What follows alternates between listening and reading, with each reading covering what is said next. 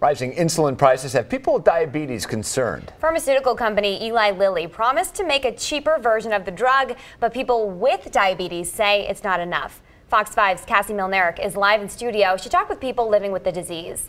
Yeah, that's right. Diabetes affects nearly 30 million Americans, and the Nevada Diabetes Foundation helps people right here in the Valley deal with the disease. They tell me that they get calls hourly from families who are wondering if they can afford their mortgage after paying hundreds of dollars for their family members' life-saving medication. A lot of times people are paying more for their insulin now than they are their mortgages. Sarah Gleach is the director for Nevada Diabetes Foundation. She helps local families affected by the disease, but for her, the cause is personal. I've been type 1 for over 30 years. She says diabetes medication costs began rising in the 90s. A recent study found the cost of insulin for type 1 diabetes had almost doubled over the course of 5 years. Producing insulin is pennies. So a lot of people are like, why does it cost so much?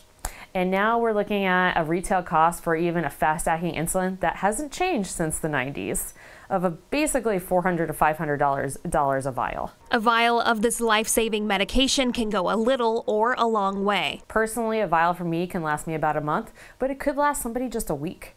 Having a good insurance plan helps, but there's no guarantee your medication will be covered. The insurance company says, well, we don't have a contract with that company anymore, so we're going to switch you to this other insulin. So what do? Do I keep my kid as healthy as possible, or do you get the other one and it might not work as well? Rising insulin prices have captured national attention. That's when pharmaceutical company Eli Lilly promised to manufacture the drug with a list price of $137.35 per vial. Still, a big difference from 1996 when the same company listed insulin at just $20 per vial. People living with the disease say it's a step in the right direction, but it's not enough. Anything that the market can do to reduce prices is going to be helpful.